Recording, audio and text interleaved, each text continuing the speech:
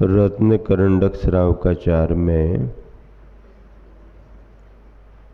शिक्षा व्रतों के संदर्भ में सामयिक की चर्चा चल रही है।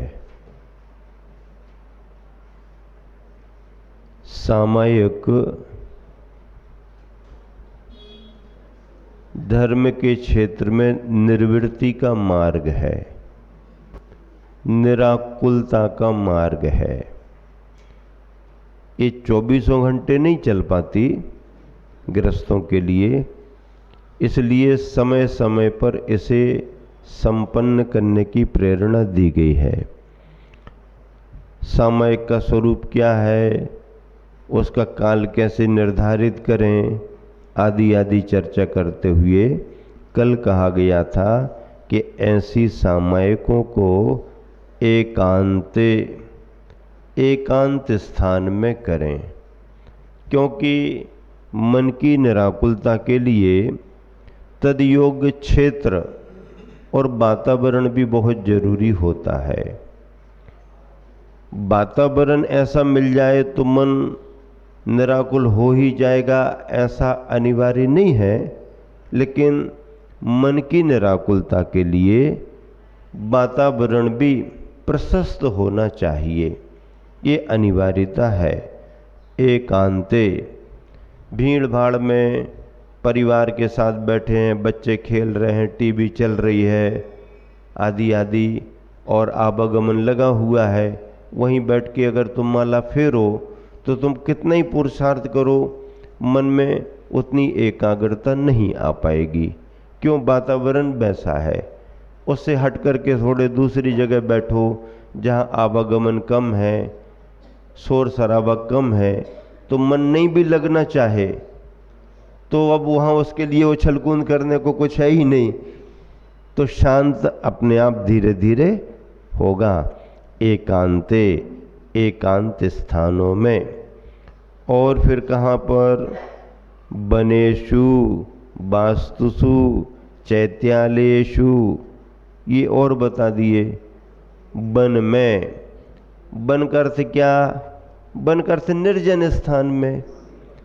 अब घोर जंगल भी हो सकता है, या परिचित जंगल भी हो सकता है, या गांव का बाहरी भाग उद्यान बगीचे का भी हो सकता है। मतलब जहाँ पर आवागमन और शोर शराबा कम हो, ऐसे स्थान पर। जंगल कहने से जंगल में दो तरह से अपन को समझना पड़ता है, एक परिचित जंगल और एक अपरिचित जंगल। परिचित जंगल में आप आओ जाओ तो आपको डर नहीं रहता, क्योंकि रोज आपका वहाँ तक आना जाना है, स्थान वातावरण सभी परिचित है।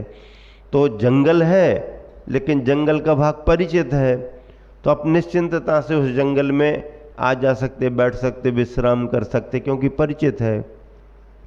एक जंगल एकदम अपरिचित रहता है, नया स्थान रहता है, कभी गए ही नहीं है, वातावरण क्या है, कौन कौन से जानवर यहाँ आते जाते ये जानकारी नहीं है, तो वो अपरिचित जंगल, वहाँ मन में थोड़ा सा भय बना रहता है। क्या बना रहता है? भय, खटका बना रहता है, पता नहीं कौन आते जाते यहाँ पर, क्या है कैसा है। तो ऐसे स्थानों को एकांत मानते हैं। ऐसे एकांत स्थानों के साथ में वन का स्थान हो, वन का अर्थ बगीचा भी लिया जाता, उद्यान जहाँ बहुत प्रकृति का वातावरण हो, ऐसे स्थानों में। धर्मशाला आदि जो प्रशस्त स्थान है, सार्वजनिक अपनी समाज के हैं, व्यवस्था है, कोई भी जाके स्वाध्याय कर सकता, कोई भी सामयिक कर सकता, ऐसे धर्मशाला आदि स्थानों में। और चैत्यालय, मंदिरों में भी समय समय पर जब थोड़ा सा शोर शराबा कम हो, आप आराम से कर सकते हो।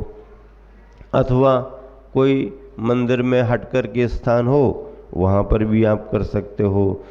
तो वनों में, गृहों में, चैत्यालयों में अथवा अन्य गिरी कंदर आदि में जो निराकुल, उपद्रव रहित, एकांत स्थान हो, वहाँ प्रसन्न चित्त से मन की प्रसन्नता बढ़ाते हुए स्थिर भावों से सामयिक को समृद्ध करना चाहिए, समय को संपन्न करना चाहिए।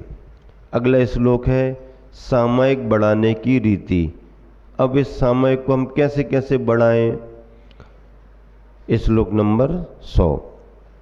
व्यापार वैमनस्यात् दिनिवृत्त्या मंत्रात्म विनिवृत्त्या सामयिकं बधनीयात् दुपवासे चैक्य भुक्ते वा।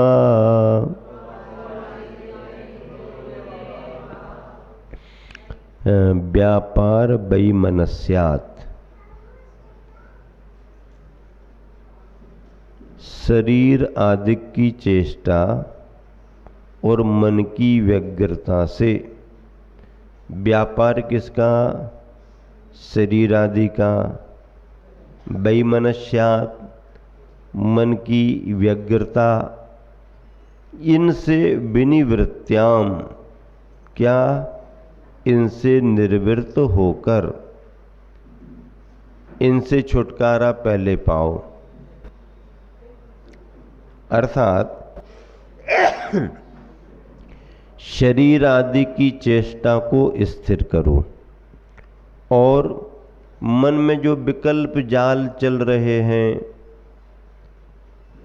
उन विकल्पों से छुटकारा आपको पहले पाना पड़ेगा। सामान्य भाव तो आते जाते ही रहते हैं, वो तो हमारे रोके रुकते भी नहीं हैं, हमारे बुलाए आते भी नहीं हैं। सामान्य भाव एक स्वभाव के हैं, लेकिन किसी विषय पर आप अटके हो, व्यापारिक कार्य में, हिसाब किताब में, घर परिवार के विषय में, रिश्तेदारी समाज के विषय में कोई भाव आपका चल रहा है जिसमें क्रम लंबे समय तक लगातार चलता है। ऐसे भाव सहज आते हैं चले जाते हैं, उस पर हमारा ध्यान ज़्यादा केंद्रित नहीं होता, आए गए आए गए आए गए। लेकिन किन्हीं किन्हीं विषयों में हमारा मन अटका रहता है।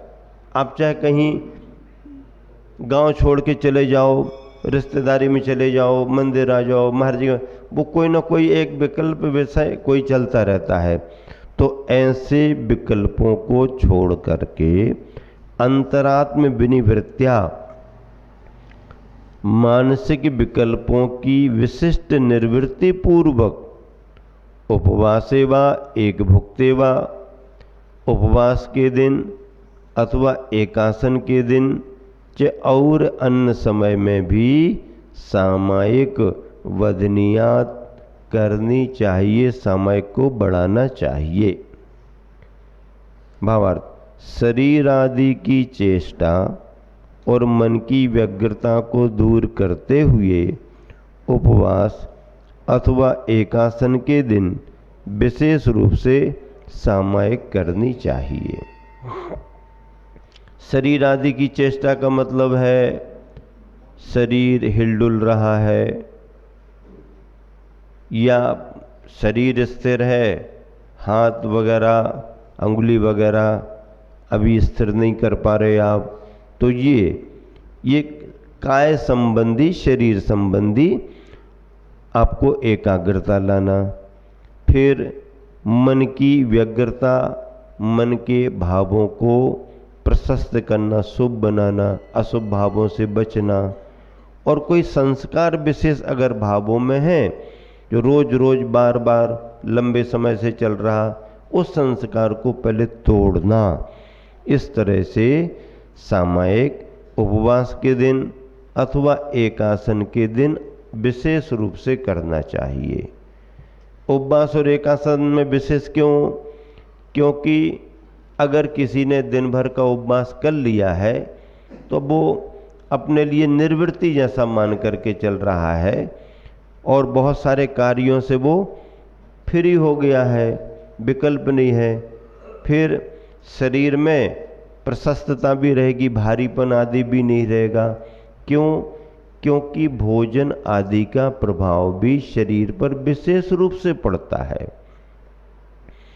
और भोजन में भी किस व्यक्ति के लिए क्या अनुकूल बैठता है, क्या विरुद्ध बैठता है, इसका भी बहुत बड़ा फर्क पड़ता है।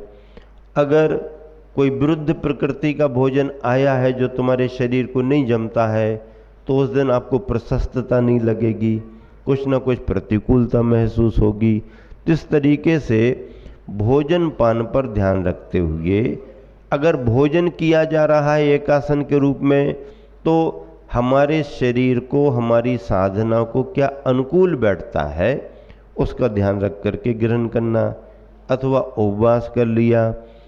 ये करने से शरीर और मन में थोड़ी सी प्रशस्तता अच्छे तरीके से बनी रहती है, अन्यथा इसका प्रभाव भी दूसरे तरीके से पड़ता है। अब आप कहोगे महाराज जी अगर भोजन नहीं करें तो और ज़्यादा प्रतिकूलता लगती है, हमको तो भोजन करने के बाद सामायिक में अच्छा मन लगता है। अगर ऐसा भी है तो वैसा भी करो, लेकिन किसी न किसी रूप में सामायिक करो। फिर अभ्यास के तौर पर एकासन और उपवास बहुत अच्छा माना जाता है शरीर की शुद्धि के लिए, और अंदर के छोटे मोटे कोई भी बाधाएं वगैरह इनकी निवृत्ति के लिए भी उपवास वगैरह सहयोगी बनता है।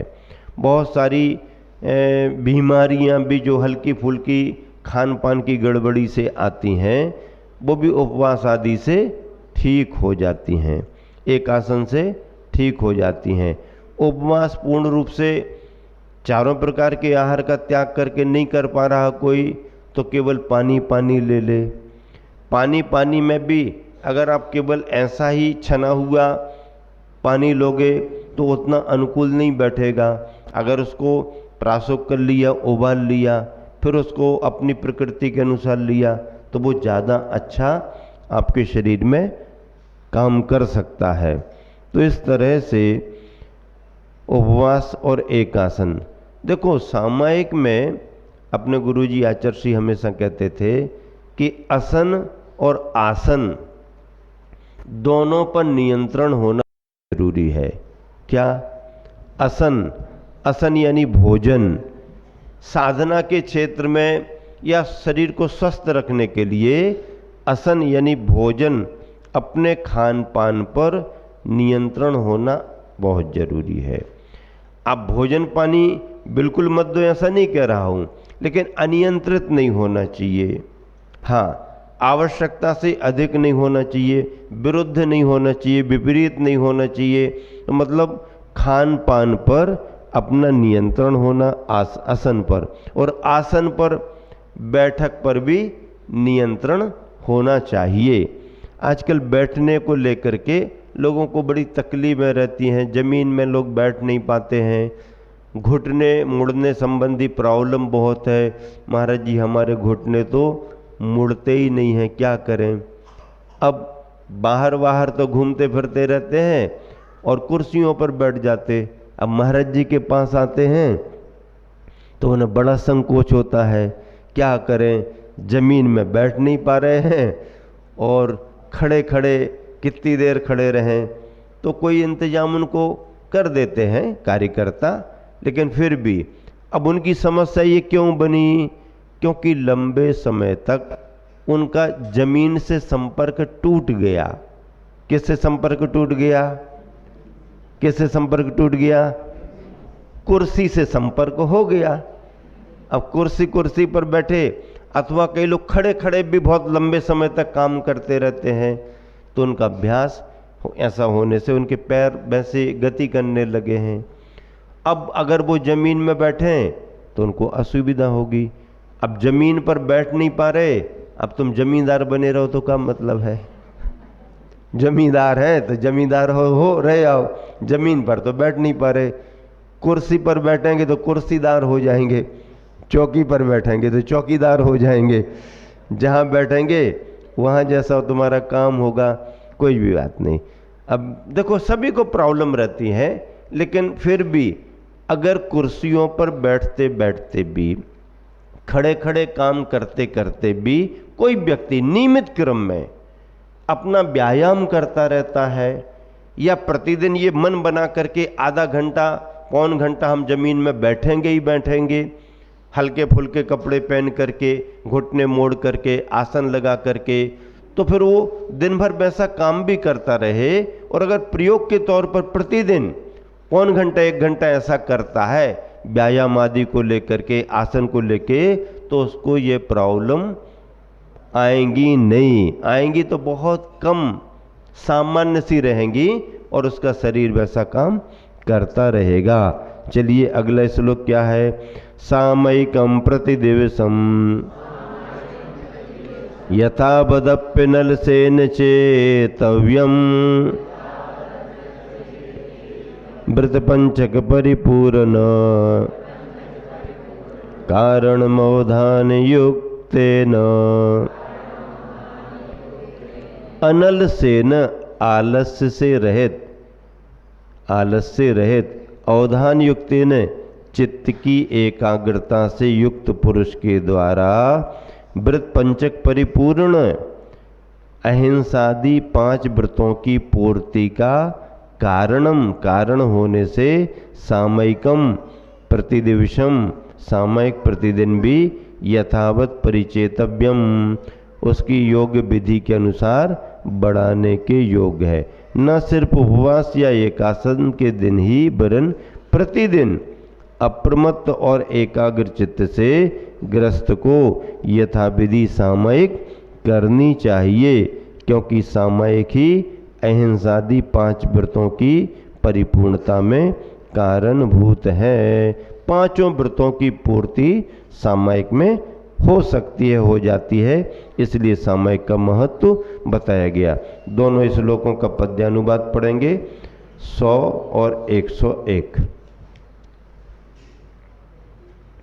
हाँ चलो, 100वें नंबर का पेज नंबर 114 पर ऊपर से दूसरे क्रम में, देहादिक की दूषित चेष्टा प्रथम नियंत्रित भी करके संकल्पों और विकल्प जालों का निग्रह कर भीतर से अनशन के दिन करना अथ एकासन के दिन करना।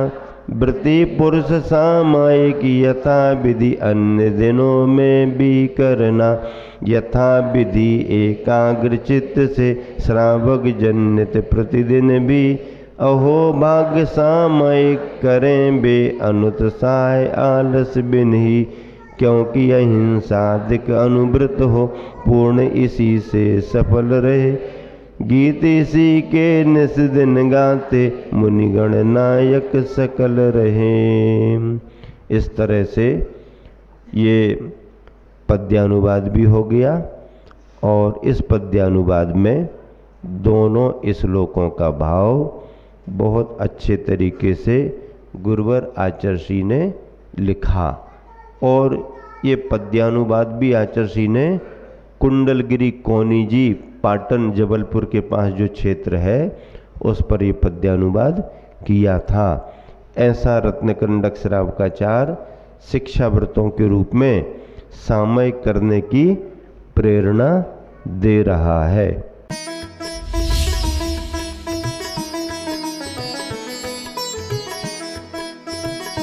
Wonder cement